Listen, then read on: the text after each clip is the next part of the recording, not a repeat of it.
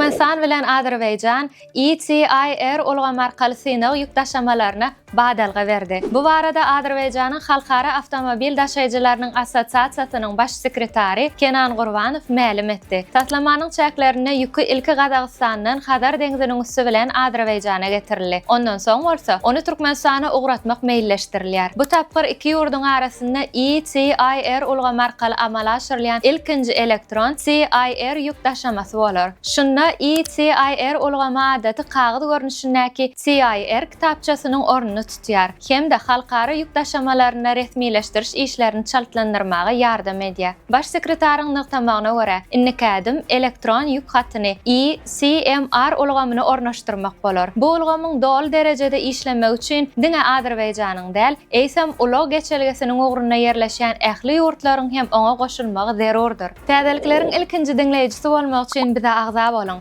Habarlar, täsinlikler, videolar hemmesi bir ýerde Turkmenportalla biziň bilen galyň.